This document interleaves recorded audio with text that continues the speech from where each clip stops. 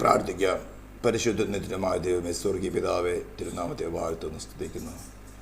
കൂട്ടിവരുത്തി ജനത്തിനായി സ്തോത്രം ചെയ്യുന്ന കർത്താവേ, പാടുവാനും സ്തുതിപ്പാനൊക്കെയും കർത്താവ് കൃപ നൽകിയല്ലോ. ഒരു പകൽക്കാലം കർത്താവ് നിൻ്റെ ചെറുകിങ്ങനെ ഞങ്ങൾ പരിപാലിച്ചു. നിൻ്റെ നീതി നിമിത്തം വിടുവിച്ച് നിൻ്റെ മഹാശക്തിയായി ഞങ്ങൾ ദിനം പ്രതി കാക്കുന്ന നിൻ്റെ സ്നേഹത്തിനായി സ്തോത്രം. ബലഹീനതകൾക്കുമേതെ കവിഞ്ഞു വരുന്ന നിൻ്റെ പുനരുദ്ധാര ശക്തി കൊണ്ട്, നിൻ്റെ കൃപ കൊണ്ട് തന്നെ കർത്താവെ ഞങ്ങളെ നടത്തുന്നല്ലോ. തിരുവഴുത്തുകൾ ധ്യാനിപ്പം കർത്താവ് നിൻ്റെ സാന്നിധ്യം ഉണ്ടായിരിക്കണം. പരിശുദ്ധാത്മാവിൻ്റെ ശക്തി ഇവിടെ വ്യാപരിക്കട്ടെ. 2-3 പേർ എൻ്റെ നാമത്തിൽ കൂടി വരുന്നിടത്തൊക്കെയും അവിടെ മധ്യത്തിൽ ഞാനുണ്ടാകുന്ന എൻ്റെ വാഗ്ദത്ത പ്രകാരം അഗ്നിജ്വാലയ്ക്ക് കണ്ണുള്ളവനായി, അതേ കർത്താവെ അഗ്നിജ്വാലയ്ക്കൊത്തവണ്ണം കണ്ണുള്ളവനായി, മാറത്ത് പൊൻകച്ച കെട്ടിയവനായി, ഉലയിൽ ചുട്ടുപഴിപ്പിച്ച വെള്ളോട്ട് സദൃശ്യമുള്ള കാലുള്ളവനായി ഞങ്ങളുടെ മധ്യത്തിലുണ്ടല്ലോ. അവിടെ ഇങ്ങോട്ട് സംസാരിക്കും, ഞങ്ങളിൽ പ്രവർത്തിച്ച് മാറാകണമെന്ന് പ്രാർത്ഥിക്കുന്നു. യൂട്യൂബ് കേൾക്കും ജനത്തെയും അനുഗ്രഹിച്ചുകൊണ്ട് പ്രാർത്ഥിക്കുന്നു. കർത്താവ് നിന്നെ വ്യക്തിപരമായ രുചിച്ചറിയാൻ കർത്താവ് കൃപ കൊടുത്താട്ടെ. ഇസ്രായേലിൻ്റെ നിന്റെ നാമത്തിൽ ഞങ്ങൾ അനുഗ്രഹിക്കുന്നു. ഈ പരിസരങ്ങൾ, ഈ ശബ്ദം കടന്നു വന്ന പരിസരങ്ങൾ, വ്യക്തികളെ, തലമുറകളെ, വസ്തുവകളെ നിൻ്റെ പ്രായശ്ചിത്വം ഇതുമായിട്ട് സാങ്ക്ടിഫൈ ചെയ്യുന്നു. മഹത്വം ക്രൂശിന് യേശു ക്രിസ്തുവിൻ്റെ നാമത്തിൽ തന്നെ സ്തോത്രം. ദൈവനാമം മഹത്വപ്പെടുമാറാകട്ടെ. വീണ്ടും വരുന്നവനായ നമ്മുടെ കർത്താവായ യേശു ക്രിസ്തുവിൻ്റെ അതിശ്രേഷ്ഠമായ നാമത്തിൻ്റെ മഹത്വം വരുമാറ. അല്പസമയം അവനെ സ്തുതിപ്പാനും ആരാധിപ്പാനൊക്കെ കർത്താവ് കൃപ നൽകി. സ്തോത്രം.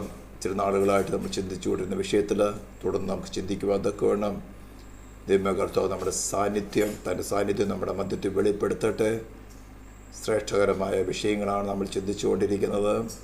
അതുകൊണ്ട് അതിലൊക്കെയും ഉറപ്പുള്ളവരായിട്ടും അതേ സമയത്ത് നമ്മുടെ വ്യക്തിപരമായ ജീവിതത്തിൽ ആ കാര്യങ്ങൾ പ്രവർത്തിക്കുന്നുണ്ടോ ഇല്ലയോ എന്ന് വളരെ വ്യക്തിപരമായിട്ട് ശോധന ചെയ്യേണ്ട ആവശ്യകതയുണ്ട്. കഴിഞ്ഞ ദിവസങ്ങളിൽ നമ്മൾ relations of Christ to the church, അല്ലെങ്കിൽ വ്യക്തിപരമായിട്ട് ക്രിസ്തുമായിട്ടുള്ള ബന്ധങ്ങൾ എന്താണെന്ന് പഠിച്ചുകൊണ്ടിരിക്കുകയായിരുന്നു. എഫേസ്യ ലേഖനം, കൊളോസ്യ ലേഖനത്തെ ആസ്പദമാക്കിയായിരുന്നു നമ്മൾ ചിന്തിച്ചുകൊണ്ടിരുന്നത്. അതിന് നമ്മൾ ക്രിസ്തുവിൽ വരുന്നതിന് മുമ്പുള്ള നമ്മുടെ അവസ്ഥ എന്തായിരുന്നുവെന്നും, സ്തോത്രം, വാഗ്ദത്വ പ്രകാരം ക്രിസ്തുമായിട്ടുള്ള വാഗ്ദത്വങ്ങളിൽ യാതൊരു അവകാശമില്ലാതിരുന്നവരും ലോകത്തിൽ ദൈവമില്ലാതിരുന്ന അവസ്ഥയിൽ നിന്നാണ് നമ്മളെ കൃപയാൽ അവൻ നമ്മളെ വീണ്ടെടുത്ത്, വീണ്ടെടുപ്പിന് ആവശ്യമായ വില കൊടുത്ത് നമ്മളെ വീണ്ടെടുത്ത് തന്നോടുകൂടെ സ്വർഗ സ്ഥലങ്ങളിൽ ഇരുത്തിയിരിക്കുന്ന അവസ്ഥയിലേക്ക് കൊണ്ടുവന്നത്. അതിനൊന്നും തന്നെ നമ്മുടെ പ്രവൃത്തികളോ ഒന്നും തന്നെ അതിന് മുമ്പിൽ വില പോകുകയില്ല. ഒന്നും തന്നെ ആബ്സല്യൂട്ട് മെറിറ്റാണത്, ആബ്സല്യൂട്ട് ഗ്രേസ് ആണത്. ഹല്ലേലൂയ. അതിൻ്റെ മഹത്വം അവന് മാത്രമേ ഉള്ളൂ. നമ്മൾ ഓരോ ദിവസവും അതിനാഴം മനസ്സിലാക്കുമ്പോഴാണ് നമുക്ക് വേണ്ടി നമുക്ക് ചിന്തിയ കാര്യങ്ങൾ എന്താണെന്ന് മനസ്സിലാക്കുന്നത്. അതിനു വേണ്ടിയിട്ട് നമ്മൾ ചിന്തിച്ചുകൊണ്ടിരിക്കുന്ന സമയത്തായിരുന്നു അല്പമായിട്ട് ഇന്ന് പെന്തിക്കോസ്ത് ഗോളത്തിൽ തെറ്റിദ്ധാരണയുള്ളതാണ് രക്ഷ എങ്ങനെ നടക്കുന്നുള്ളത്. നമ്മളിതിനെക്കുറിച്ച് വളരെ ഡീറ്റെയിലായിട്ട് പഠിച്ചിട്ടുള്ളവരാണ്. ഇതിൻ്റെ പരിപൂർണമായ ക്ലാസ് ദ ഗ്രേറ്റ് സാൽവേഷൻ എന്ന് പറഞ്ഞുകൊണ്ട് ഏകദേശം 10-12 എപ്പിസോഡുകൾ യൂട്യൂബ് ചാനലുണ്ട്. അതിൻ്റെ ലിങ്ക് താഴെ കൊടുക്കുന്നതായിരിക്കും. അതെങ്കിലും പുതുതായിട്ട് കേൾക്കുന്നുണ്ടെങ്കിൽ ഡീറ്റെയിൽ ആയിട്ട് കാണുവാൻ താല്പര്യമുള്ളവർ, പഠിക്കുവാൻ താല്പര്യമുള്ളവർ കർത്താവിൻ്റെ വരവിന് വേണ്ടി ധൈര്യത്തോടു കൂടെ, യെസ്, ഞാൻ അവൻ്റെ കാകൾ കേൾക്കുമ്പോൾ എടുക്കപ്പെടുമെന്ന് പേഴ്സണായിട്ട് കോൺഫിഡൻസ് ഉള്ളവരായിട്ട് തിരുവനന്തപുരം.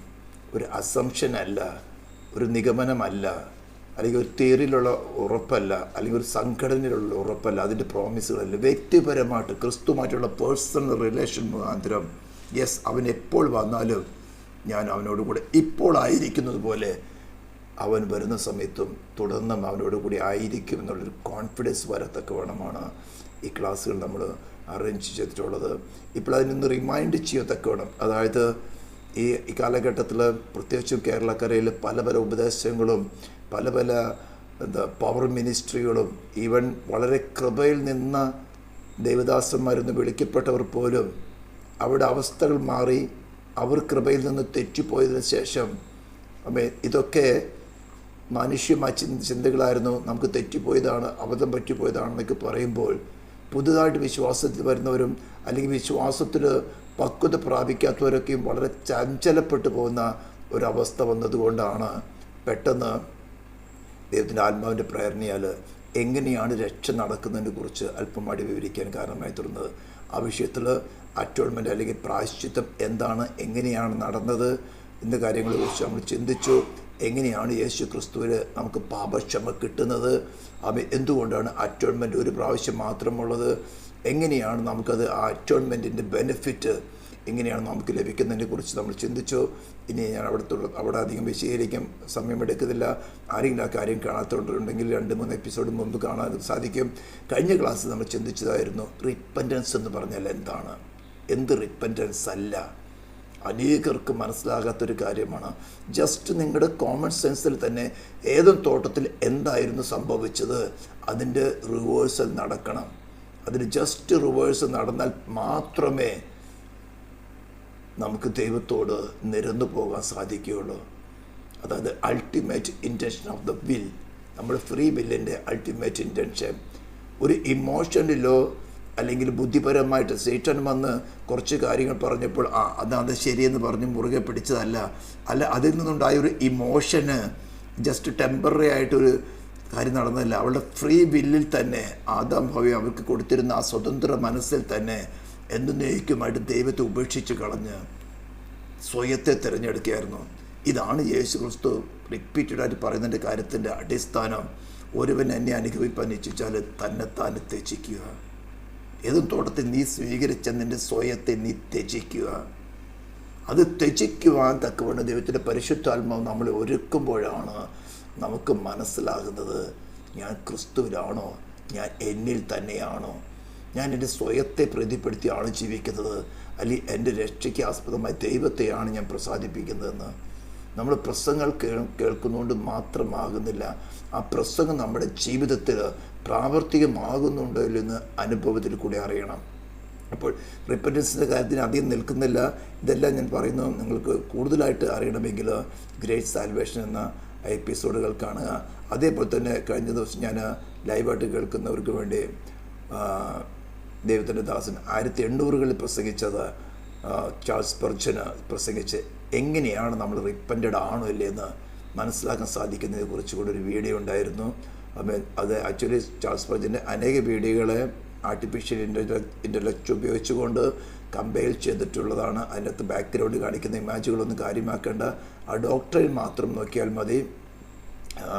അതുകൊണ്ട് ആരെങ്കിലും കാണാത്തവരുണ്ടെങ്കിൽ അവർക്ക് വേണ്ടിയിട്ട് അവർ ബെനിഫിറ്റ് അതിൻ്റെ ലിങ്ക് ഞാൻ ഡിസ്ക്രിപ്ഷനിൽ കൊടുക്കാം. നിങ്ങളത് ദയവചെയ്ത് കാണുക, അപ്പോൾ നിങ്ങൾക്ക് മനസ്സിലാവും. കാരണം നമ്മുടെ സോളിൻ്റെ റെസ്പോൺസിബിലിറ്റി നമ്മുടെ കയ്യിലാണ്. ഈ ശരീരത്തിലിരിക്കുന്നിടത്തോളം മാത്രമേ നമുക്ക് അതിന്മേൽ കർത്തൃത്വമുള്ളൂ. ഈ ശരീരം വിട്ട് കഴിഞ്ഞ് നമുക്കോ മറ്റൊരു കർമ്മങ്ങൾ കൊണ്ടോ അതിനെ ഒന്നും ചെയ്യുവാൻ സാധ്യമല്ല. നമ്മൾ ഈ ബോഡിക്കകത്ത് ഇരിക്കുമ്പോൾ നമ്മൾ എങ്ങനെ ഫീൽ ചെയ്യുന്നോ അതേ അവസ്ഥ തന്നെ ഇതിനകത്ത് പുറത്തു പോയാലുണ്ടാവും.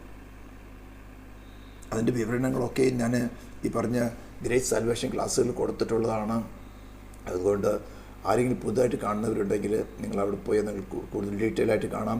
അങ്ങനെ റീജനറേഷൻ എങ്ങനെയാണ് നടക്കുന്നത്, ക്രിസ്തുവിൽ നമ്മളാകുന്ന സമയത്ത് റീജനറേഷൻ നടക്കുന്ന കാര്യങ്ങളൊക്കെ അവിടെ നിന്ന് ശ്രദ്ധിക്കുക. ഇന്ന് നമ്മൾ ചിന്തിക്കാൻ ആഗ്രഹിക്കുന്നത് ഫെയ്ത്ത് ഇൻ ജീസസ് ക്രൈസ്റ്റ്.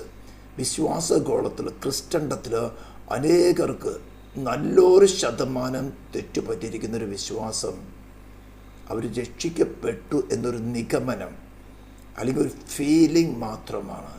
ഇതെല്ലാം അന്യായമായിട്ട് പ്രസംഗിക്കുന്ന അവരുടെ പേഴ്സണൽ ബെനിഫിറ്റിനോ അല്ലെങ്കിൽ അവരുടെ സ്റ്റേജിനോ അവരുടെ ഫെയിമിനോ അല്ലെങ്കിൽ അവരുടെ ഡിനോമിനേഷനോ വേണ്ടിയൊക്കെ പ്രസംഗിക്കുന്നവരുടെ വ്യാജമായ മാർഗങ്ങൾ മുഖാന്തരം ദൈവസ്നേഹത്തിൽ ദൈവത്തോട് അടുത്ത് വരുവാത്തൊക്കെ വേണം നിഷ്കളങ്കർ എന്ന് പറയാൻ പറ്റില്ല, പാവപ്പെട്ട ജനം എന്ന് വേണമെങ്കിൽ പറയാം. നമ്മുടെ സാധാരണ സംസാര ഭാഷയിൽ നിഷ്കളങ്കർ എന്ന് പറഞ്ഞു കഴിഞ്ഞാൽ കളങ്കമില്ലാത്തവരെന്നായി.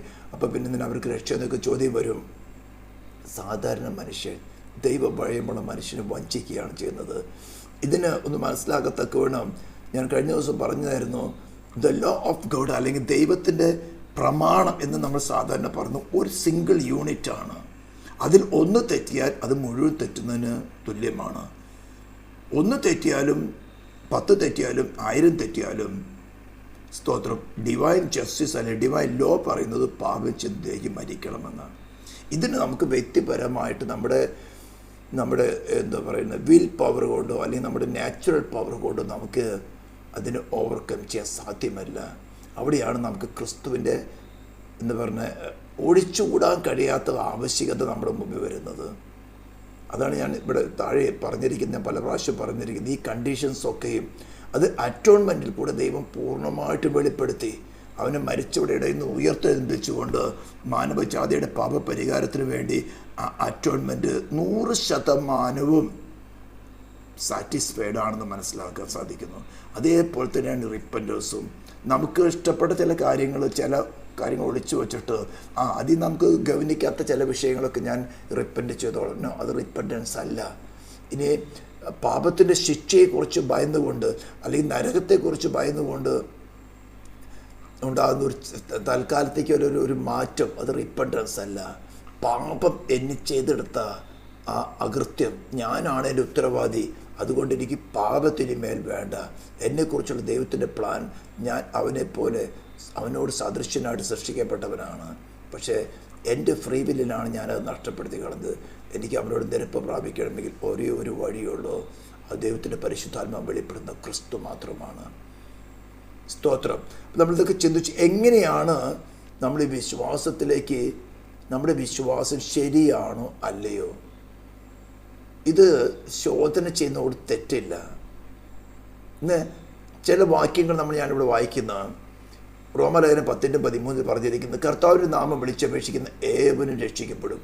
വചനമാണല്ലോ. കർത്താവിൻ്റെ നാമം വിളിച്ചപേക്ഷിക്കുന്ന ഏവനും രക്ഷിക്കപ്പെടും. ഇന്ന് ക്രിസ്ത്യൻഡത്തിൽ കർത്താവിൻ്റെ യേശു ക്രിസ്തുവിൻ്റെ നാമം വിളിച്ചപേക്ഷിക്കാത്ത ആരാ ഉള്ളത്? അവരെല്ലാവരും രക്ഷിക്കപ്പെടുമോ? നിങ്ങൾ തന്നെ ചിന്തിച്ച് നോക്ക്. പൗലോസും ശീലാസും ഇവിടെ ഫിലിപ്പൈൻസിൽ പോയതിനു ശേഷം അവിടെ കാരാഗ്രഹത്തിൽ ബന്ധിക്കപ്പെട്ടതിന് ശേഷം അവിടെ നടന്ന സംഭവങ്ങളൊക്കെ അറിയില്ല. രാത്രിയിൽ അവർ ആരാധിച്ച് പ്രാർത്ഥിക്കുന്ന സമയത്ത് ചങ്ങല കഴിഞ്ഞു. അവിടെ മാത്രമല്ല, അവിടെയുള്ള കൊലപാതകന്മാരായ ജയിൽ പുള്ളികളുണ്ടായിരുന്നു, അവിടെയും ചങ്ങല കഴിഞ്ഞു. ഇതെല്ലാം കണ്ടപ്പോൾ ജയിൽ പ്രമാണി തന്നെത്താൻ കൊല്ലപ്പെടാൻ കുന്നുകളെ തക്ക വേണം. കാരണം റോമ ഗവൺമെൻറ് ശിക്ഷ അത്ര വലുതായിരിക്കുന്നവൻ അറിയാം. അപ്പോൾ പൗലോസ് പറയുന്നു, നിനക്ക് ദോഷം ചെയ്യരുത്, ഞങ്ങളെല്ലാവരും ഇവിടെ തന്നെ ഉണ്ടല്ലോ. അപ്പോൾ ആ ജയിൽ പ്രമാണി പൗലോസിനോട് ചോദിക്കുന്നൊരു ചോദ്യമാണ്, രക്ഷിക്കപ്പെടുമ്പോൾ ഞാൻ എന്ത് ചെയ്യണം ചോദിക്കുമ്പോൾ പൗലോസ് പറയാണ്, കർത്താവ് യേശുവിൽ വിശ്വസിക്കുക, എന്നാൽ നീയും നിൻ്റെ കുടുംബവും രക്ഷ പ്രാപിക്കും. കർത്താവായി യേശുവിൽ വിശ്വസിക്കുക, യേശുവിനെ കുറിച്ചുള്ള വിശ്വാസം എന്നല്ല പറഞ്ഞിരിക്കുന്നത്. ഇന്ന് അനേകർക്ക്, ഞാനത് വിവരിക്കാം, കൺഫ്യൂസ്ഡ് ആവരുത്, വളരെ ദീർഘക്ഷമയോട് മുൻവിധി ഒന്നുമില്ലാതെ നിങ്ങൾ വളരെ പ്രാർത്ഥനയോട് ഗ്രഹിപ്പാൻ, കർത്താവ് എൻ്റെ പ്രാണൻ്റെ ആത്മാവ് രക്ഷയുടെ വിഷയമാണല്ലോ, ഞാനായിരിക്കുന്ന യഥാർത്ഥ വിശ്വാസത്തിലാണോ, രക്ഷിക്കപ്പെടുന്നൊരു വിശ്വാസത്തിലാണോ ഇല്ലയോ എന്ന് എനിക്ക് തന്നെ ഒന്ന് മനസ്സിലാക്കാൻ കൃപ നൽകണമേ എന്ന് പറഞ്ഞാൽ നിങ്ങൾക്ക് ശരിക്കും മനസ്സിലാക്കാൻ സാധിക്കും. ഇതിൻ്റെ 2 അനുഭവങ്ങളും ഞാൻ അനുഭവിച്ചറിഞ്ഞിട്ടാണ്, വളരെ ഡീറ്റെയിൽ ആയിട്ട് അനുഭവിച്ചറിഞ്ഞിട്ടാണ്, ഒരു തിയറി അല്ല സ്ഥാപിക്കുന്നത്, ഒരു ഉപദേശം പറയുവാനല്ല. ഇതിൻ്റെ 2ൻ്റെയും അപകടം, തെറ്റായ വിശ്വാസത്തിൻ്റെ അപകടം, ശരിയായ വിശ്വാസത്തിൻ്റെ പ്രതിഫലം അല്ലെങ്കിൽ സംരക്ഷണം എന്താണെന്ന് മനസ്സിലാക്കിയിട്ടാണ് ഞാൻ ഇപ്പോൾ നിങ്ങളോട് പ്രസംഗിക്കുന്നത്. യേശുവിനെ കർത്താവ് എന്ന് വായിക്കൊണ്ട് ഏറ്റുപറയുകയും ദൈവം അവനെ മരിച്ചവരിൽ നിന്ന് ഉയർത്തെഴുന്നേൽപ്പിച്ച് ഒന്ന് ഹൃദയം കൊണ്ട് വിശ്വസിക്കുകയും ചെയ്താൽ നീ രക്ഷിക്കപ്പെടും. ഇവിടെ എല്ലാം രക്ഷിക്കപ്പെടും. വളരെ സിമ്പിളായിട്ട് പറയുന്ന കാര്യങ്ങളാണ്. ഇത് രക്ഷാവാചകം എന്ന് പറഞ്ഞുകൊണ്ട് റോമൻ 10:9 എല്ലാവരും കൊണ്ടും ഏറ്റുപറയിപ്പിക്കുന്ന ഒരു കാര്യമാണ്. ഇതെല്ലാം പറഞ്ഞിരിക്കുന്നവരും അല്ലെങ്കിൽ പാസ്റ്റർമാർ, ശുശ്രൂഷകന്മാർ ഇതെല്ലാം ചെയ്യിപ്പിക്കുമ്പോൾ, പറഞ്ഞു കൊടുക്കുമ്പോൾ സാധാരണ വിശ്വാസികൾ മനസ്സിലാക്കും, ദൈവവചനമാണല്ലോ, ആകാശവും ഭൂമി ഒഴിഞ്ഞു പോയാലും ഒഴിഞ്ഞു പോകാത്ത വചനമാണല്ലോ, ഞാനിത് വിശ്വസിക്കുന്നു. യേശുവിനെ കർത്താവെന്ന് വായിക്കൊണ്ട് ഏറ്റു പറഞ്ഞു. കർത്താവ് എന്ന വാക്കിൻ്റെ അർത്ഥം മാസ്റ്റർ കൺട്രോളർ. യേശു ക്രിസ്തു മാസ്റ്റർ കൺട്രോളറാണ്. സകല ചരാചരത്തെ സൃഷ്ടിച്ചവന് പരിപാലിക്കുന്നവൻ അവനാണ്. സ്തോത്രം. സകലത്തെയും തൻ്റെ ശക്തിയേറിയ വചനത്താൽ വഹിക്കുന്നവനും പാപങ്ങൾക്ക് പരിഹാരമുണ്ടാക്കി ഉയരത്തിൽ മഹിമയുടെ വലത്ത് ഭാഗത്തിരിക്കുന്നു. എബ്രായ ലേഖനം 1-2 വാക്യങ്ങൾ പറഞ്ഞിരിക്കുന്നതാണ്. അവനാണ് സകലത്തിന് പരിപാലനം, അവനാണ് മാസ്റ്റർ കൺട്രോളർ. എന്നും നീ പറയുന്നത് കൊണ്ട് ആയില്ല. അവിടെ പറഞ്ഞിരിക്കുന്നത് എൻ്റെ മാസ്റ്റർ കൺട്രോളർ, എൻ്റെ സകല വിഷയത്തിൻ്റെ മാസ്റ്റർ കൺട്രോളർ ആകണമെങ്കിൽ അവൻ എൻ്റെ ഹൃദയത്തിൽ, എൻ്റെ ഫ്രീ വില്ലിൽ ആണ് എൻ്റെ ചിന്താഗതികളെ, എൻ്റെ പ്രവർത്തികൾ, എൻ്റെ സകലത്തെ നിയന്ത്രിക്കുന്ന മാസ്റ്റർ കൺട്രോളർ. ഇനി ഞാനല്ല എന്നെ ജീവിക്കുന്നത്, ക്രിസ്തു അത്രയെന്ന് പൗലോസ് പറഞ്ഞതുപോലെ പ്രാക്ടിക്കലായിട്ട് പറയുവാൻ നമ്മളെ ഏൽപ്പിച്ചു കൊടുക്കുന്ന ഒരു അവസ്ഥയ്ക്കാണ് പറയുന്നത് യേശുവിനെ കർത്താവ്, എൻ്റെ കർത്താവ് എന്ന് പറയും. ഈ വാക്യം അങ്ങനെ വായിച്ചു അല്ല പഠിച്ചു എല്ലാവരും ഓക്കെ. ഇങ്ങനെ അബദ്ധമായ ധാരണകൾ, ഫീലിംഗ്, ഞാൻ രക്ഷിക്കപ്പെടുന്നൊരു ഫീലിംഗ് പോകുന്നൊരു അനേകരുണ്ട് വിശ്വത്തിൽ. ഇത് ശരിയാണോ തെറ്റാണോ എന്ന് ഒന്ന് ചിന്തിക്കുവാനാണെന്ന് ചിന്തി. ഇപ്പോൾ ഈ 3 വാക്യങ്ങൾ വായിച്ചു. ഇത്തരം വിശ്വാസം പിശാചുകൾക്കുമുണ്ടെന്നാണ് യാക്കോബ് തൻ്റെ ലേഖനത്തിൽ 2-19 വാക്യത്തിൽ പറഞ്ഞിരിക്കുന്നത്. ദൈവമേഘനത് വിശ്വസിക്കുന്നു, കൊള്ളാം, പിശാചുകളും അങ്ങനെ വിശ്വസിക്കുന്നു, വിറയ്ക്കുകയും ചെയ്യുന്നു.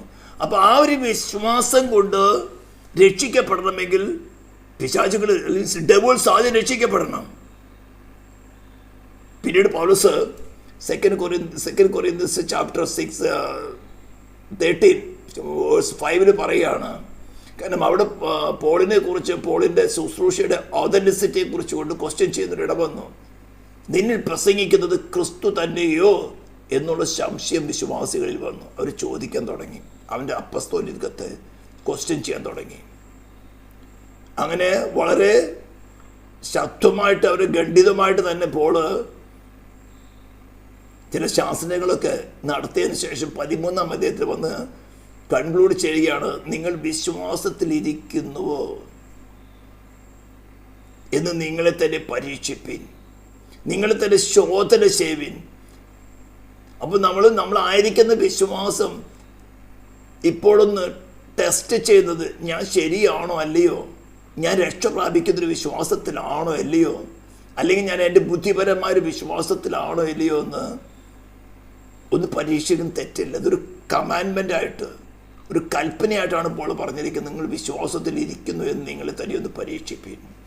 അനേകർക്കൊരു തെറ്റിദ്ധാരണയുള്ളത്, ദൈവവചനത്തിൽ വെളിപ്പെടുത്തിയിരിക്കുന്ന വിശ്വാസം എന്നത് പലരും ഇന്ന് കരുതുന്നത് പോലെ അറിവിൻ്റെ ഒരു പ്രതിഭാസമല്ല. വിശ്വാസം എന്ന ഈ പദത്തെ പലപ്പോഴും ഫ്രീ വില്ലിൻ്റെ അവസ്ഥയെ പരിഗണിക്കാതെ ഇന്ന് മിക്കവാറും കൺവെൻഷനുകളിലും പൊതുപ്രസംഗങ്ങളിൽ നടക്കുന്നത്, ഈ പവർ മിനിസ്ട്രികളിലും ഒരു പ്രസംഗങ്ങളിൽ നടക്കുന്നത്, ഞാൻ ഇതിൻ്റെ ഡെപ്തൊക്കെ നിങ്ങൾ പഠിപ്പിച്ചിട്ടുള്ളതാണ്. നമ്മളൊരു ശബ്ദം കേൾക്കുമ്പോൾ, ഒരു അറിവ് വരുമ്പോൾ ആ അറിവിനോട് അനുപാതികമായിട്ടുള്ളൊരു വികാരം നമ്മൾ ഡെവലപ്പാകും. അപ്പോൾ കഷ്ടത്തിലും ഞെരുക്കത്തിലും ഇരിക്കുന്ന ഒരു ജനത്തോട് പറയാൻ, നിന്റെ കഷ്ടങ്ങൾ മാറ്റുവാൻ തക്കോണം യേശു മതിയായവനാണ്, നിനക്ക് വേണ്ടി മരിച്ചവനാണ്, ഉയർത്തെഴുന്നേറ്റവനാണ്, കുഞ്ഞു നിന്റെ സമീപത്തുണ്ട്, ഏറ്റുകൊള്ളുക എന്ന് പറയുമ്പോൾ കഷ്ടപ്പാട് പ്രയാസത്തിലിരിക്കുന്നവർ 2 കൈ നിവർത്തി എൻ്റെ കർത്താവേ എന്ന് പറഞ്ഞുകൊണ്ട് വരും. അവിടെ പാപത്തിൻ്റെ വിഷയമല്ല നടക്കുന്നുണ്ടോ? അവനായിരിക്കുന്ന ഞെരുക്കത്തിലാണ്, പ്രയാസത്തിലാണ്, ചിലപ്പോൾ രോഗത്തിൻ്റെ ആയിരിക്കും, മരണമുഖാമറ്റ് വന്നിരിക്കുന്ന വിഷയമായിരിക്കും, പട്ടിണിയായിരിക്കും, കുടുംബ പ്രശ്നമായിരിക്കാം. പക്ഷെ അവിടെ പ്രവചനങ്ങളിൽ കൂടെയോ മറ്റേതെങ്കിലും വിധത്തിൽ അവനോട് പറയാൻ, നിന്റെ കഷ്ടങ്ങളൊക്കെ ഏറ്റവും അടുത്തറിയാൻ, നിനക്ക് ഏറ്റവും സഹായകനായിരിക്കുന്ന യേശു നിൻ്റെ അടുത്തുകൊണ്ട് സ്വീകരിച്ചു കൊള്ളുക പറഞ്ഞാൽ അവന് എന്താ വേണ്ടത്? അവൻ ആശ്വാസത്തിന് വേണ്ടി സ്വീകരിക്കില്ലയോ? എന്നാൽ അത്തരം ഒരാൾ കണ്ട് അവന് വേണ്ടി പ്രാർത്ഥിച്ച്, കർത്താവ് എന്താ ഇവൻ്റെ അവസ്ഥയ്ക്ക് ഇങ്ങനെ ഒരു കാരണം, എന്താണെന്ന് മനസ്സിലാക്കി, കുഞ്ഞ് നിനക്ക് സംഭവിച്ചത് എന്താണ്, എന്തുകൊണ്ട് നിൻ്റെ അവസ്ഥയിലേക്ക് ഇങ്ങനെ വന്നിരിക്കുന്നു, ഇതിൻ്റെ ശരിയായ അവസ്ഥയെ മനസ്സിലാക്കി കൊടുത്ത്, ഒരു വിശ്വാസിയാണെങ്കിൽ അവൻ്റെ കഷ്ടത എന്തുകൊണ്ടാണ്, കഷ്ടങ്ങളിൽ കൂടെയാണ് നീ ക്രിസ്തുവിനോട് കൂടെ നീ തിരഞ്ഞെടുത്ത വഴി ഇതാണ്, ഇടുക്കുമുള്ള വാതിൽ ഞെരുക്കുമുള്ള പാത എന്ന് പറയുന്നത് നീ ഇപ്പോൾ അനുഭവിക്കുന്നത്, അവിടെ നീ ഒറ്റയ്ക്കല്ല, നിനക്ക് വേണ്ടി മരിച്ച് പ്രാണത്യാഗം ചെയ്ത് അവൻ നിനക്ക് വേണ്ടി ഉയർത്തെഴുന്നേറ്റ് സ്വർഗത്തിൻ്റെ ഭൂമി സകല അധികാരമുള്ളവനെ ക്രിസ്തു നിന്നോട് കൂടെയുണ്ട്, നീ ഭാരപ്പെടേണ്ട, ഈ പാതയിൽ കൂടെ കടന്നുപോയി നല്ല എക്സ്പീരിയൻസ് ഉള്ള കർത്താവ് നിൻ്റെ കൂടെയുണ്ട്, ഞങ്ങൾ ഇതേ പാതയിൽ കൂടെ കടന്ന് ജയം പ്രാപിക്കുക കർത്താവ് കൃപ നൽകിയത്, അതുകൊണ്ട് നമുക്ക് ഒരുമിച്ച് പ്രാർത്ഥിക്കാം. ഏതൊരു അവിശ്വാസിയാണെങ്കിൽ, ക്രിസ്തുവിനെ അറിയാത്തവനാണെങ്കിൽ അവന് വേണ്ടി പ്രാർത്ഥിച്ച് അവൻ്റെ അടുത്ത് പാപത്തെക്കുറിച്ചും അതിൻ്റെ കോൺസിക്വൻസ് എന്താണെന്ന് പറഞ്ഞു കൊടുത്ത്, അപ്പോൾ നിങ്ങൾ ചോദിക്കും, കഷ്ടത്തിലായിരിക്കുന്നവരുടെ പാപത്തെക്കുറിച്ച് പറഞ്ഞാൽ അംഗീകരിക്കുമെന്ന്. അവൻ അംഗീകരിക്കത്തക്കവണ്ണം അതിനാണ് പ്രാർത്ഥിച്ചെന്ന് പറഞ്ഞത്. ദൈവമാണോ അവനെ അവസ്ഥയിലേക്ക് കൊണ്ടുവന്നിരിക്കുന്നത്? പരിശുദ്ധാത്മാവാണോ അവനെ അവസ്ഥയിൽ പ്രിപ്പയർ ചെയ്തിരിക്കുന്നത്? അവൻ്റെ ഹൃദയം വിത്ത് സ്വീകരിക്കാൻ തക്കവണ്ണം ഒരുക്കപ്പെട്ടിട്ടുണ്ട്. ഇതൊക്കെയും സുവിശേഷകന്മാർക്ക്, ക്രിസ്തുവുമായിട്ട് ബന്ധമുള്ള സുവിശേഷകന്മാർക്ക് വെളിപ്പെടുത്തും, അല്ലാത്തവർക്കില്ല. ഞാനിത് പറയാൻ കാരണം, ഇന്ന് പൊതുവിൽ കാണുന്ന പ്രസംഗങ്ങളും പല ശുശ്രൂഷകളും ശരീരത്തിൻ്റെയും പ്രാണൻ്റെയും ഇച്ഛകളെ നിറവേറ്റുന്ന വിധത്തിലാണ് എന്ന് പറഞ്ഞാൽ ഒരു സോഷ്യൽ വെൽഫെയർ സെൻ്ററായിട്ടാണ് ക്രിസ്തുവിന് പ്രസംഗിക്കുന്നത്. That is not the way. പാപം എന്താണ്, അതിൻ്റെ കോൺസിക്വൻസ് എന്താണ്, അതിനുവേണ്ടി യേശു ക്രിസ്തു ചെയ്തത് എന്താണ്, നിനക്കതിനെ ഓവർകം ചെയ്യണമെങ്കിൽ നിൻ്റെ ഹൃദയത്തിൽ അതായത് നിന്റെ ഫ്രീ വില്ലിനെ അവന് കൊടുത്തു. നിന്റെ ഹൃദയത്തിൽ നിന്നിൽ വാഴുവാൻ, നിന്നെയും നിന്നിലുള്ള സകലത്തിൻ്റെയും മാസ്റ്റർ കൺട്രോളായി. ഇനി നീയല്ല നിന്നിൽ ജീവിക്കുന്നത്, ഉയർത്തെന്ന് വെച്ചവനെ ക്രിസ്തു നിന്നിൽ വാഴത്തക്ക വേണം, ജീവിക്കുവാൻ തക്ക വേണം. നീ അവനുമായിട്ട് ഒന്നായി മെർജ് ചെയ്ത്, ബ്ലെൻഡഡ് ആയിട്ട്, നമ്മൾ മിക്സിലൊക്കെ ബ്ലെൻഡറിനകത്ത് 3-4 ഫ്രൂട്ടൊക്കെ ഇട്ടിട്ട് ബ്ലെൻഡ് ചെയ്യണമെന്നുണ്ടാവും, അതെല്ലാം കൂടെ ഒന്നായി ചേരുന്നത് പോലെ ക്രിസ്തുവിൻ്റെ സോളും നമ്മുടെ സോളും കൂടെ ഒന്നായി ചേർന്ന്, നമ്മുടെ ഇച്ഛയല്ല അവൻ്റെ ഇച്ഛ നമ്മിൽ നടക്കത്തക്കോട് അവന് ഹൃദയത്തിൽ സ്വീകരിച്ച് പിന്നെ അവനുമായിട്ട് ഒന്നായി ചേർന്ന് യാത്ര ചെയ്തൊരു അനുഭവം ഉണ്ട്. ഈ അനുഭവത്തെയാണ് വിശ്വാസം അല്ലെങ്കിൽ രക്ഷിക്കപ്പെടുന്ന വിശ്വാസം എന്ന് പറയുന്നത്. ഈ ബൈബിൾ എന്ന പുസ്തകം നമുക്ക് തന്നിരിക്കുന്നത്, ഞാൻ മിക്കവാറും എല്ലായിടത്തും പറയാറുണ്ട്, ക്രിസ്തു ആരാണെന്നും നാം ആരാണെന്നും ദൈവത്തിൻ്റെ സാക്ഷ്യമാണ്. ദൈവം തൻ്റെ പുത്രനെ കുറിച്ച് പറഞ്ഞിരിക്കുന്ന സാക്ഷ്യമാണ് ഇതിനകത്ത് നിറയുള്ളത്. ഒരു വാക്യം നമുക്ക് വായിക്കാം. യോഹന്നാൻ എഴുതിയ സുവിശേഷം 5:39-40. നിങ്ങൾ തിരുവെഴുത്തുകളെ ശോധന ചെയ്യുന്നു, അവയിൽ നിങ്ങൾക്ക് നിത്യജീവൻ ഉണ്ടെന്ന് നിങ്ങൾ നിരൂപിക്കുന്നുവല്ലോ. അവ എനിക്ക് സാക്ഷ്യം പറയുന്നു. അപ്പൊ ദൈവം തൻ്റെ പുത്രനെ കുറിച്ച് പറഞ്ഞിരിക്കുന്ന സാക്ഷ്യമാണ് ഈ ബൈബിൾ എന്ന് പറയുന്നത് മുഴുവനും. എന്നിട്ട് പറയാണ്, എങ്കിലും ജീവൻ പ്രാപിക്കേണ്ടത് എൻ്റെ അടുക്കൽ വരുവാൻ നിങ്ങൾക്ക് മനസ്സില്ല. അതെന്താ? ദൈവവചനം നിങ്ങൾക്ക് എൻ്റെ ആഴം മനസ്സിലാവുന്നുണ്ട്. ഇത് മനുഷ്യൻ പറഞ്ഞതല്ല, ഒരു അപ്പസ്തോലൻ എഴുതി വെച്ചതല്ല, യേശു ക്രിസ്തു നേരിട്ട് പറയുകയാണ്. തിരുവെഴുത്തുകൾ നിങ്ങൾ ശോധന ചെയ്തു, ബൈബിൾ വായിക്കുന്നു, ബൈബിളെ കുറിച്ച് അവനെ കുറിച്ചുള്ള കാര്യങ്ങൾ എഴുതിയിരിക്കുന്നു, സന്തോഷം കിട്ടുന്നു. ചിലപ്പോൾ വായിച്ച് ചില ഭാഗങ്ങൾ ഇതുവരെ അതിൻ്റെ അർത്ഥം മനസ്സിലാക്കാത്ത അർത്ഥങ്ങൾ മനസ്സിലാകുന്നു. യെസ്, ദൈവത്തിൻ്റെ ആത്മാവ് തന്നെയാണ് വെളിപ്പെടുത്തുന്നത്. ദൈവത്തിൻ്റെ ആത്മാവിൽ തന്നെയാണ് ടീച്ചിങ് പഠിപ്പിക്കുന്നവർ പ്രസംഗിക്കുന്നെങ്കിൽ യെസ്, ക്രിസ്തുവിനെ തന്നെ കുറിച്ച് തന്നെയാണ് പ്രസംഗിക്കുന്നത്. അതെല്ലാം മനസ്സിലാക്കുന്നത് നിന്റെ വ്യക്തിപരമായ ജീവിതത്തിൽ ക്രിസ്തു നിനക്ക് ഒഴിച്ചുകൂടാൻ കഴിയാത്തൊരു വ്യക്തിയാണ്. നിന്റെ വ്യക്തിപരമായ ജീവിതത്തിൽ നിന്നെ നിയന്ത്രിക്കുക. കാരണം നീ ഒരു വീണ്ടും ജന്മം പ്രാപിക്കാത്ത വ്യക്തിയാണെങ്കിൽ നിന്നെ ഭരിക്കുന്നത് പാപമാണ്. നീ പാപത്തിന്റെ ദാസ്യത്തിലാണ് ഇപ്പോൾ. അതിന്റെ മോഹമാണ് നിന്നിൽ കൂടെ നിവർത്തിച്ചു കൊണ്ടിരിക്കുന്നത്. റോമാലേഖനം 6:12-18 വാക്യങ്ങൾ. പാപം അതിന്റെ മോഹങ്ങളെ നിവർത്തിക്കുമാർ നിങ്ങൾ ഇനി വാഴരുത്. രക്ഷിക്കപ്പെട്ടവരോട് പറയുകയാണ്, നിങ്ങൾ പാപത്തിന്റെ ദാസന്മാരായിരുന്നുവെങ്കിലും നിങ്ങളെ പഠിപ്പിച്ച ഉപദേശ രൂപത്തെ ഹൃദയപൂർവ്വം അനുസരിച്ചാൽ പാപത്തിന്റെ ദാസ്യത്തിൽ നിന്ന് നിങ്ങൾക്ക് വിടുതൽ പ്രാപിച്ച് നീതിക്ക് ദാസന്മാരായി തീരാം. ഇത് വീണ്ടും ജന്മം പ്രാപിക്കാത്തൊരു വ്യക്തിയെ കുറിച്ചുകൊണ്ട്, വീണ്ടും ജന്മം പ്രാപിച്ച ഒരു വ്യക്തിയെ സംബന്ധിച്ചിടത്തോളം അവന് ദൈവത്തോട് ശത്രുത്വമുള്ളതും ദൈവത്തിന്റെ ന്യായപ്രമാണത്തിന് കീഴ്പ്പെടാത്തതുമായിട്ടുള്ള ഒരു പഴയ മനുഷ്യൻ, അല്ലെങ്കിൽ ജഡം, അല്ലെങ്കിൽ natural man without Holy Spirit എന്നൊരു അവസ്ഥയുണ്ട്. അത് എപ്പോഴും ദൈവത്തിൻ്റെ ആത്മാവിൻ്റെ ഇഷ്ടത്തിന് എതിർത്ത് നിൽക്കുന്നതാണ്. അതിൻ്റെ മോഹങ്ങളെ നമ്മൾ നിവർത്തിച്ചാൽ നാം വീണ്ടും മരിക്കും. അതാ പറഞ്ഞിരിക്കുന്നത്, മോഹങ്ങൾ ജനിക്കുമാറ് ജഡത്തിന് വേണ്ടി ചിന്തിക്കരുത്. ജഡത്തെ അനുസരിച്ച് നടക്കുന്നെങ്കിൽ നിങ്ങൾ മരിക്കും. ഈ ദിവസങ്ങളിൽ കേരളം മുഴുവനും ഇളക്കി മറിച്ച ചില ഉപദേശികളുടെ അയ്യോ അബദ്ധമായി പോയി എന്ന് പറഞ്ഞ കാര്യങ്ങളുടെയൊക്കെ ബാക്ക്ഗ്രൗണ്ട് ഇതാണ്.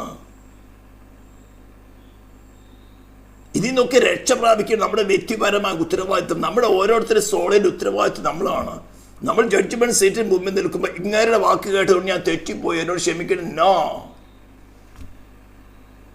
നാം ഓരോരുത്തരും ഇൻഡിവിജ്വലായിട്ട് റെസ്പോൺസിബിൾ ആണ്. അപ്പോൾ നിങ്ങൾ തിരുവെഴുത്തുകളെ ശോധന ചെയ്യുന്നു, അവയിൽ നിത്യജീവൻ ഉണ്ട് എന്ന് നിങ്ങൾ നിരൂപിക്കുന്നുവല്ലോ. അവ എനിക്ക് സാക്ഷ്യം പറയുന്നു. എങ്കിലും ജീവൻ പ്രാപിക്കേണ്ടത് എൻ്റെ അടുക്കൽ വരുവാൻ നിങ്ങൾക്ക് മനസ്സില്ല. അപ്പൊ നമുക്ക് നിത്യജീവൻ കിട്ടണമെങ്കിൽ ഞാൻ എവിടെ പോകും? യേശു എവിടെയുള്ളത്? നിന്റെ അടുത്ത് തന്നെയുണ്ട്. അവൻ സർവ്വവ്യാപിയാണ്.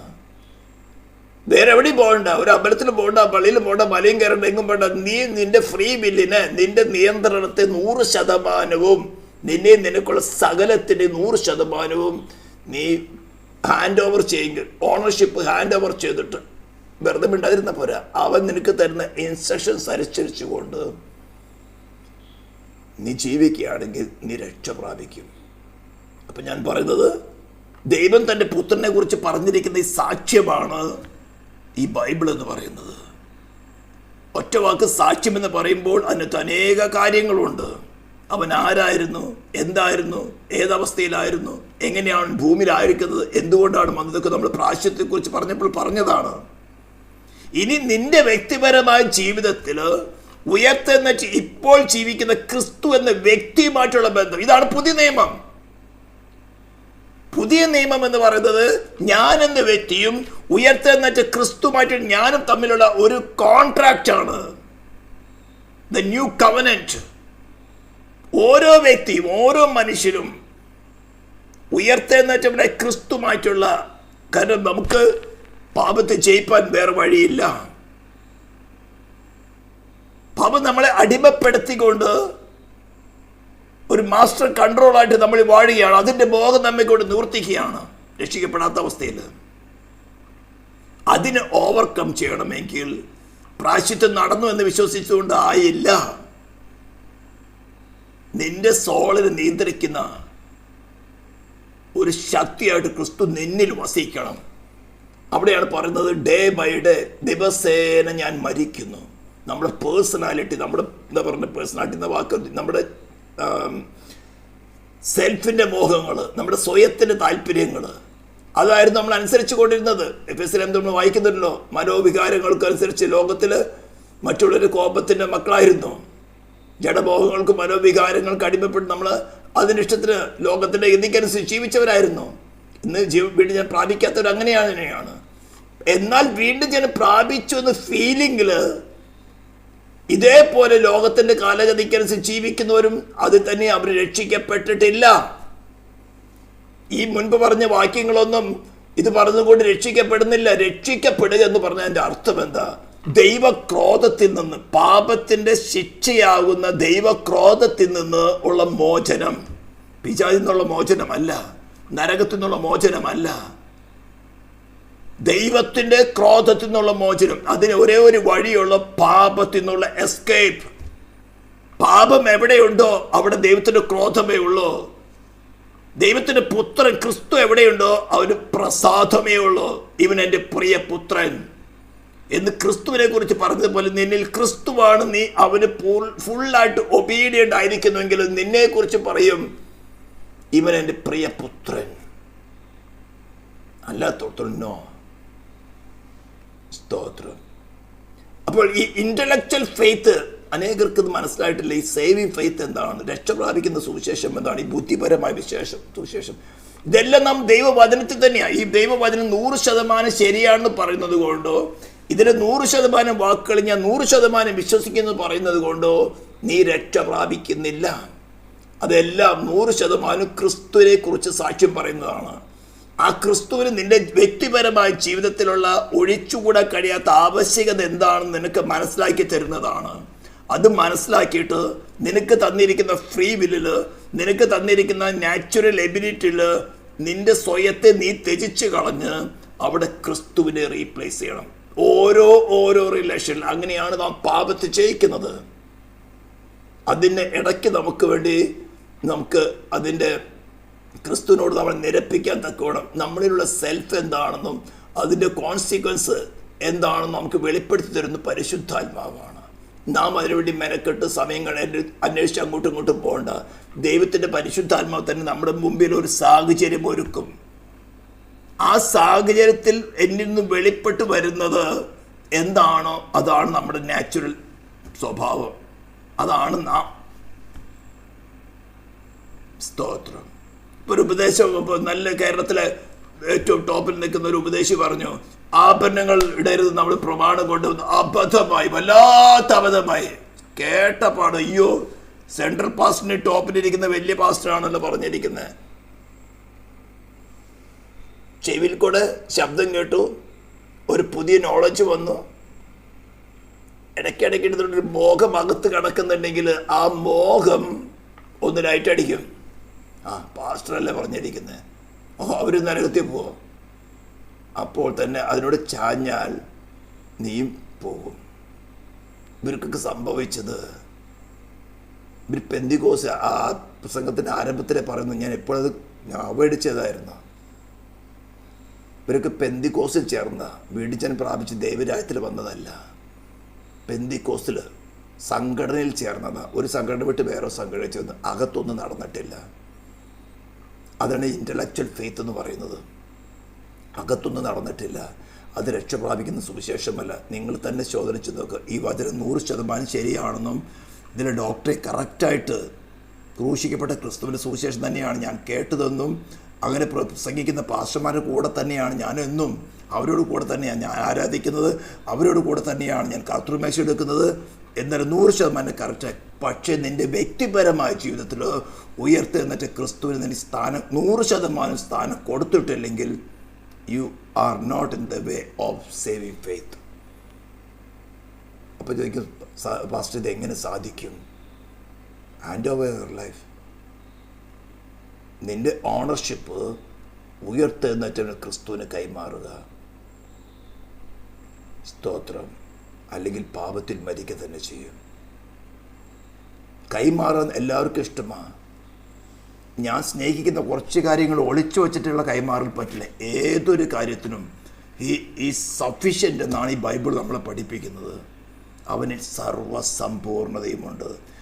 അവന് സർവസമ്പൂർണതയും ഉണ്ടോ ഇല്ലയോ എന്ന് നിനക്ക് എത്രത്തോളം വിശ്വാസം വന്നു എന്ന് പരിശോധന സമയത്ത് അറിയാം. അതാണ് പരിശുദ്ധാത്മാവ് ഒരുക്കുന്നത്. അത് ഞാൻ ആരംഭത്തിലെ പറഞ്ഞത്. അവൻ്റെ ഉള്ളം കയ്യിൽ വെച്ചിട്ട് സ്തോത്രം അവൻ നിനക്ക് പരിചയമായിരുന്നിട്ട് തന്നെയാണ് ദൈവത്തിൻ്റെ പരിശുദ്ധാത്മാവ് നിന്നിലുള്ള ആ സെൽഫിനെ അല്ലെങ്കിൽ നിൻ്റെ നാച്ചുറൽ ആ സ്വഭാവത്തെ നിനക്ക് വെളിപ്പെടുത്തുന്നത്. അവിടെ ക്രിസ്തു എത്രത്തോളം നിന്നിലുണ്ട് എന്ന് നിനക്ക് മനസ്സിലാകും. ഇത് പറഞ്ഞാൽ നിങ്ങൾ മനസ്സിലാക്കില്ല. ഞാൻ ചെറിയൊരു എക്സാമ്പിൾ പറയാം. ഒട്ടുമിക്കവാറും മനുഷ്യന് കോപ സ്വഭാവമുണ്ട്. ഒരു ചെറിയ വലിയ കാര്യങ്ങളൊക്കെ നിങ്ങൾ ചിലപ്പോൾ കോപിക്കില്ല, പോട്ടെ എന്ന് പറയും. പക്ഷേ നിങ്ങളുടെ പേഴ്സണാലിറ്റിയെ ടച്ച് ചെയ്യത്തക്ക വേണം. അതിൻ്റെ പീക്കായിരിക്കുന്ന സമയത്ത് നിങ്ങളുടെ മുമ്പിൽ ഒരു കോപം ഉളവാകുന്ന ഒരു സംഭവം വന്നാൽ അപ്പോൾ അറിയാം നിങ്ങളാണ് വാഴുന്ന ക്രിസ്തുവാണെന്ന്. കുറച്ചും കൂടി ലളിതമായ ഭാഷയിൽ പറയും. ഇന്ന് കേരളത്തിൽ കൈക്കൂലി കൊടുക്കുന്നത് വളരെ കുറഞ്ഞു തുടങ്ങി. കാരണം ഉദ്യോഗസ്ഥന്മാർക്ക് പണി കിട്ടുന്നറിയാം. അപ്പോൾ കൈക്കൂലി കൊടുത്താലേ ഒരു കാര്യം നടക്കുകയുള്ളൂ എന്നൊരവസ്ഥ വന്നാൽ അന്ന് ഞാൻ ഒരു ഗിഫ്റ്റ് പോലെ കൊടുക്കുന്നതല്ല, ഒരു കാര്യം നടക്കാൻ വേണ്ടിയല്ല എന്ന് പറഞ്ഞുകൊണ്ട് നീ കൊടുത്തു. അപ്പോൾ നിനക്ക് ഉപദേശിക്കുന്ന പല പല ചിന്തകൾ നിൻ്റെ അടുത്ത് വരും. പല ദേവദാസന്മാരും ചില കാര്യം ചെയ്തിട്ടുള്ള കാര്യങ്ങൾ ചിന്തയിൽ വരും. പക്ഷേ അവിടെ നീ ക്രിസ്തുവിൻ്റെ സാന്നിധ്യം അന്വേഷിക്കുകയാണെങ്കിൽ ആ അധികാരിയെ നിനക്ക് അനുകൂലമാക്കി എടുക്കുവാനും സ്വർഗത്തിലും ഭൂമിയിൽ സകല അധികാരമുള്ളവനായി സർവ്വവ്യാപിയായിരിക്കുന്ന സർവത്തിൻ്റെ മീത് മാസ്റ്റർ കൺട്രോളായിരിക്കുന്ന യേശു ക്രിസ്തു നിനക്ക് ആവശ്യമെങ്കിൽ അത് നടത്തി തരും. ഇല്ലെങ്കിൽ അത് നിനക്ക് ആവശ്യമുള്ളതല്ല. അനേക കാര്യങ്ങൾ നമ്മുടെ പേഴ്സണൽ ലൈഫിൽ നമുക്ക് മനസ്സിലാക്കാൻ സാധിക്കും. ഞാനാണോ എന്നിൽ വാഴുന്നത്? ഉയർത്തെന്നിട്ട് ക്രിസ്തുവാണ് വാഴുന്നത്. ഇനി ഉയർത്തെന്നിട്ട് ക്രിസ്തു ആണെങ്കിൽ നിൻ്റെ വ്യക്തിപരമായ ജീവിതം നിനക്ക് ശരിക്കും ഫീൽ ചെയ്യും. ഇതൊരു ഇമാജിനേഷൻ അല്ല, ഒരു വിഗ്രഹമല്ല. നിനക്ക് മനസ്സിലാകത്തൊക്കെ വേണം. അതാണ് ഞാൻ ആരംഭത്തിൽ പറഞ്ഞത്. കർത്താവ് എപ്പോൾ വന്നാലും ഞാൻ അവനോട് കൂടെ ആയിരിക്കത്തക്ക വേണം. ഞാൻ ഇപ്പോഴും അവനോട് കൂടെയാണ്. ആ കോൺഫിഡൻസിൽ ഒരു അസംഷൻ അല്ല, ഒരു അസംഷൻ അല്ല. അത് ദൈവവചനത്തെക്കുറിച്ചുള്ള പരിജ്ഞാനമല്ല വിശ്വാസം എന്ന് പറയുന്നത്. ഇപ്പോൾ ഡെഫിനിഷൻ ഉണ്ട്. വിശ്വാസം എന്ന് ആശിക്കുന്നതിനോടൊപ്പം കാണാത്ത കാര്യങ്ങളുടെ നിശ്ചയമാണ്. പാസ്റ്റർ ദൈവവചനത്തിൽ എഴുതിയിരിക്കുന്ന ഡെഫിനേഷൻ എനിക്ക് 100% അറിയാം. പാസ്റ്റർ ഒന്നും പ്രസംഗിക്കേണ്ട കാര്യമില്ല. വിശ്വാസം എന്നതോ ആശിക്കുന്നതിനോടൊപ്പം കാണാത്ത കാര്യങ്ങളുടെ നിശ്ചയമെന്ന് പാസ്റ്റർ പോയി അത് പഠിക്കുക. ഇത് പറഞ്ഞുകൊണ്ട് നടക്കും. ഇത് പറഞ്ഞുകൊണ്ട് നടന്നാൽ നിന്റെ അകത്ത് ക്രിസ്തുമായിട്ട് പേഴ്സണൽ എന്തെങ്കിലും ബന്ധമുണ്ടോ? നിന്റെ ഡേ ബൈ ഡേ ആക്ടിവിറ്റിയിൽ ഉയർത്തെഴുന്നേറ്റ ക്രിസ്തു നിന്റെ ജ്ഞാനമായി, ക്രിസ്തു നിന്റെ നീതീകരണമായി, ക്രിസ്തു നിന്റെ തേജസ്സായി, ക്രിസ്തു നിന്റെ വീണ്ടെടുപ്പായി പ്രവർത്തിക്കുന്നുണ്ടോ? അല്ലെങ്കിൽ ക്രിസ്തുവിനെ കൂടാതെ ദൈവഹിതം ചെയ്ത് ജീവിക്കാൻ നിനക്ക് സാധിക്കുമോ?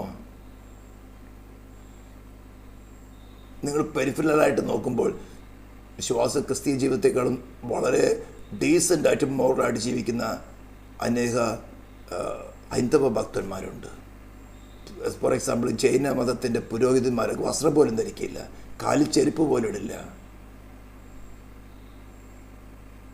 മുഖത്ത് പോലും തുണിയിടും. അവർ സ്ത്രീകളൊക്കെ അതായത് ഒരു ഏതെങ്കിലും കാരണവശാലും ചെറിയ ജീവി എന്തിനും പോലും പ്രാണൻ അകത്ത് പോയിട്ട് ചത്തുപോകാനിടയാവരുത്. അതെല്ലാം സോഷ്യൽ സ്റ്റാറ്റസിന്, അതൊന്നും മാനസാന്തരമല്ല. നമ്മുടെ ഇൻറ്റേർണലായിട്ടുള്ള നമ്മുടെ ആ സെൽഫിൻ്റെ സ്വഭാവം എന്താണെന്ന് ദൈവത്തിൻ്റെ പരിശുദ്ധാത്മാവ് നമുക്ക് വെളിപ്പെടുത്തി തരുമ്പോഴാണ് നമുക്ക് മനസ്സിലാകുന്നത്, അയ്യോ എന്നിൽ ഞാനാണ് വാഴുന്നത്, ക്രിസ്തുവല്ല. അപ്പോൾ ക്രിസ്തു നിനക്ക് വേണ്ടി ആരാണെന്ന് മനസ്സിലാക്കി തരുന്നതാണ് ഈ വേദപുസ്തകം. അത് മനസ്സിലാക്കിയിട്ട് നിനക്ക് പാപത്തിൽ നിന്ന് മോചനം പ്രാപിക്കാൻ ക്രിസ്തുവിനെ കൂടാതെ വേറെ വഴിയില്ല എന്ന് നിനക്ക് പൂർണ്ണമായിട്ട് ബോധ്യം വരുമ്പോൾ മാത്രമേ നിന്നിൽ ക്രിസ്തുവിനെ, അന്ന് പാപത്തിൽ രക്ഷ പ്രാപിക്കാൻ എനിക്ക് ക്രിസ്തുവിനെ മതി. അന്ന് രോഗത്തിൻ്റെ വിഷയം വരുമ്പോൾ അത് വേണ്ട, എനിക്ക് പേടിയാണ് മരണം. അപ്പോൾ ക്രിസ്തു മരിച്ചു ഉയർത്തെന്നിട്ടല്ലേ പാസ്റ്റ് മരുന്ന് കഴിക്കരുത് പഠിപ്പിക്കുന്നു. ഈ പാസ്റ്റിനെ കുറിച്ച് കംപ്ലൈൻറ്റ് ചെയ്യണം. ആരാ പറഞ്ഞ്? ആ ക്രിസ്തുമായിട്ടുള്ള ബന്ധം നിന്നിൽ വന്നാൽ പിന്നെ നിനക്ക് രോഗമില്ല. എന്നാൽ ഏലീശയ്ക്ക് രോഗം വന്നിട്ടില്ലയോ? എപ്രാപാദീസിന് മരണകരമായ രോഗം വന്നിട്ടില്ലയോ? രോഗം വരില്ലെന്നല്ല പറയുന്നത്. അതിനെ ഓവർകം ചെയ്യാൻ തക്കവണ്ണം നിനക്ക് കൃപയെ ലഭിച്ചുകൊണ്ടിരിക്കും. ഇത് അനുഭവിക്കുന്നില്ലെങ്കിൽ നിങ്ങളുടേത് മുൻവിധിയോടുകൂടെ മറുതലിക്കാതെ കർത്താവ് എന്തെങ്കിലും പറയുന്നത്, ഇതെൻ്റെ രക്ഷ പ്രാപിക്കുന്ന ആര്യമായ ഒരു അവസ്ഥയാണെങ്കിൽ ഒരു വിഷയമാണ്. കർത്താവ് എനിക്കിതൊന്ന് മനസ്സിലാക്കിത്താ, ഇതിൻ്റെ ഡിഫറൻസ് എന്താണെന്ന് എനിക്ക് മനസ്സിലാക്കിത്താ എന്ന് നിങ്ങൾ ആത്മാർത്ഥമായി പറഞ്ഞാൽ തീർച്ചയായിട്ടും കർത്താവ് മനസ്സിലാക്കി തരും. ഞാനും വിശ്വാസത്തിൻ്റെ ആരംഭ കാലഘട്ടത്തിൽ എനിക്കിതിൻ്റെ ഡിഫറൻസ് ഒന്നും അറിയില്ലായിരുന്നു. പക്ഷേ എക്സ്പീരിയൻസ് ഞാൻ ചെയ്യുമായിരുന്നു. പക്ഷേ ഇതാണ് സംഭവിക്കുന്നത് എനിക്കറിയില്ലായിരുന്നു. പക്ഷേ വിശ്വാസത്തിൻ്റെ സ്റ്റെപ്പ് മുന്നോട്ട് വരുന്തോറും കർത്താവ് ഇത് വെളിപ്പെടുത്തി തുടങ്ങി. എന്താണ് ഈ ഇൻ്റലക്ച്വൽ ഫെയ്ത്ത്? ബുദ്ധിപരമായ ദൈവവചനത്തിൽ ശരിയാണെന്ന് പറയുമ്പോൾ, ശരിയായ പരിശോധന വരുമ്പോൾ നമ്മൾ ഈ വചനം പറഞ്ഞ ഒരു കാര്യം നടക്കില്ല. ദൈവവചനത്തിൽ ആത്മാവിൻ്റെ വാളെടുത്താലൊന്നും ചില സമയത്ത് നമ്മുടെ കാര്യം നടക്കില്ല. അവിടെ പേഴ്സണലായിട്ട് ഉയർത്തെന്നിട്ട് ക്രിസ്തു നമ്മൾ വെളിപ്പെടണം. പ്രത്യേകിച്ചും ആത്മീക യുദ്ധങ്ങളിൽ നീ ദൈവവചനം പറഞ്ഞുകൊണ്ട് ശത്രു ചിലപ്പോൾ കീഴടങ്ങണമെങ്കിൽ നിൻ്റെ മുമ്പിലല്ല കീഴടങ്ങുന്നത്, ഉയർത്തെന്നിട്ട് ക്രിസ്തുവിൻ്റെ മുമ്പിൽ മാത്രമേ കീഴടങ്ങുന്നുള്ളൂ. നാം ശക്തമായിട്ട് മനസ്സിലാക്കും. അതേപോലെ തന്നെയാണ് നമ്മുടെ നാച്ചുറലായിട്ടുള്ള സ്വഭാവം മാറി നമ്മൾ ഡിവൈൻ നേച്ചർ വരണം. സ്തോത്രം. അതാണ് പറഞ്ഞത്, ഞാൻ വിശുദ്ധരായിരിക്കുന്ന പോലെ നിങ്ങളും വിശുദ്ധരായിരിക്കും എന്ന അവസ്ഥയിലേക്ക് വരുന്നത്. അപ്പം ഞാനിത് അധികം ഡീറ്റെയിൽ ആയിട്ട് പറയണമെങ്കിൽ ചില 5-6 ക്ലാസ്സുകൾ എടുക്കും. അതിനെക്കുറിച്ച് നിങ്ങൾക്ക് ഡീറ്റെയിൽ ആയിട്ട് അറിയണമെങ്കിൽ ഈ ഗ്രേറ്റ് സാലിവേഷൻ എന്ന ക്ലാസ്സിൻ്റെ ലിങ്കുകൾ ഏകദേശം 12 ക്ലാസ്സുകളുണ്ട്. 1 മണിക്കൂർ 1.5 മണിക്കൂറുള്ള ക്ലാസ്സുകളാണ്. ഈ ചാനലിൽ നിങ്ങൾക്ക് ഷോർട്ട് മെസ്സേജുകൾ കിട്ടില്ല. ഷോർട്ട് മെസ്സേജുകളൊക്കെ തൽക്കാലത്തേക്ക് യൂട്യൂബിൽ അനേകരുണ്ട്. നിങ്ങൾക്ക് സത്യം മനസ്സിലാക്കണമെങ്കിൽ വളരെ ക്ഷമയോടെ, വളരെ പ്രാർത്ഥനയോടെ, വളരെ സമർപ്പണത്തോടു കൂടി ദൈവത്തിൻ്റെ അടുത്ത്, കർത്താവിൻ്റെ അടുത്ത് വ്യക്തിപരമായിട്ട് വന്നാൽ ഒരു സഹായം വേണ്ട. ദൈവത്തിൻ്റെ പരിശുദ്ധാത്മ നിങ്ങൾക്ക് ഗ്രഹിപ്പിച്ചു തരും, പ്രാക്ടിക്കലായിട്ട് ഗ്രഹിപ്പിച്ചു തരും. ഞാനിത് പറയാനൊരു കാരണം, ആത്മാക്കളുടെ ഫൈനൽ ഡെസ്റ്റിനേഷൻ എവിടെയായിരിക്കും എന്നുള്ളൊരു ഭാരമുള്ളത് കൊണ്ടാണ്. അതുകൊണ്ട് നിങ്ങൾ ആത്മാർത്ഥമായിട്ട് ഞാനായിരിക്കുന്ന വിശ്വാസം രക്ഷ പ്രാപിക്കുന്നതാണ്, അല്ലെങ്കിൽ ഒരു ബുദ്ധിപരമായ വിശ്വാസം മാത്രമാണ് എന്നിലുള്ളത്, കർത്താവ് എനിക്കത് ശരിക്കും ഗ്രഹിപ്പിച്ച് തരണം എന്നൊരു സമർപ്പണത്തോടെ നിങ്ങൾ കർത്താവിന് സ്ഥലം ചെല്ലുകയാണെങ്കിൽ തീർച്ചയായിട്ടും കർത്താവ് മനസ്സിലാക്കി തരും. കാരണം നിങ്ങൾക്ക് വേണ്ടി പ്രാണത്യാഗം ചെയ്തവനാണ്. നിങ്ങൾക്ക് വേണ്ടി സ്വർഗീയ വാസം വെടിഞ്ഞ് ഈ ഭൂമിയിൽ വന്ന് ദുഷ്ടന്മാരായ മനുഷ്യരുടെ അടിയും തുപ്പും നിന്ദിയും പരിഹാസം മറ്റ് നിങ്ങൾക്ക് വേണ്ടി പാപപരിഹാരം നടത്തിയെടുത്തവനാണ്. അത്രമാത്രം സ്നേഹിക്കുന്നവനെ നിങ്ങളെ തള്ളിക്കളയുമോ? നിങ്ങളൊരു കാര്യം ചോദിച്ചാൽ, നിങ്ങളുടെ രക്ഷ പ്രാപിക്കുക ഒരു കാര്യം ചോദിച്ചാൽ ചെയ്തു തരികയില്ലയോ? മനസ്സിലാക്കി തരികയില്ലയോ? അതുകൊണ്ട് റിജക്റ്റ് ചെയ്യാതെ, ഇതെന്ത് പോഷത്തരമാണെന്ന് മുൻവിധികളൊന്നും പറയാതെ നിങ്ങളെ തരുന്ന ഏൽപ്പിച്ചു കൊടുത്ത് കർത്താവിലേക്കൊന്ന് ഗ്രഹിപ്പിച്ചതാ എന്നുള്ള സമർപ്പണം തീർച്ചയായിട്ടും കർത്താവ് നിങ്ങൾ ഗ്രഹിപ്പിച്ചു തരും. ദൈവമേ കർത്താവ് നിങ്ങളെ സഹായിക്കട്ടെ. പ്രാർത്ഥിക്കാം. പരിശുദ്ധ നെറ്റിലും ദൈവമേ സ്വർഗീയ പിതാവേ, എൻ്റെ സ്നേഹത്തിലാക്കരുതനായ സ്തോത്രം. അല്പം ഗ്രഹിക്കാൻ ബുദ്ധിമുട്ടുള്ള വിഷയമാണ് കർത്താവ്. ദൈവത്തിൻ്റെ പരിശുദ്ധാത്മാ ഗ്രഹിപ്പിച്ചല്ലാതെ ഇതിൻ്റെ വ്യത്യാസം മനസ്സിലാക്കാൻ സാധ്യമല്ലല്ലോ. ഈ ശബ്ദം കേൾക്കുന്ന നിനക്ക് പ്രസാദമുള്ള ജനത്തെ കർത്താവ് നീ കൂട്ടി വരുത്തുമ്പോൾ ആ ശബ്ദം കേൾക്കുന്ന ജനത്തിലും നിൻ്റെ വ്യക്തിപരമായിട്ട് അവരുടെ ജീവിതത്തിൽ രുചിച്ചറിയാൻ തക്കവണ്ണം കർത്താവ് സഹായിക്കുമാറാകണമെന്ന് പ്രാർത്ഥിക്കുന്നു. നിത്യത ഇന്നിനോടുകൂടെ വാഴുവാൻ തക്കവണ്ണം കർത്താവ് ഇടയാക്കിയിട്ടെന്ന് പ്രാർത്ഥിക്കുന്നു. ഇസ്രായേലിൻ്റെ നാമത്തെ ഞങ്ങൾ അനുഗ്രഹിച്ചുകൊണ്ട് പ്രാർത്ഥിക്കുകയാണ്. പ്രാർത്ഥന കേട്ടതിനായി സ്തോത്രം. യേശു ക്രിസ്തുവിൻ്റെ നാമത്തിൽ തന്നെ സ്തോത്രം.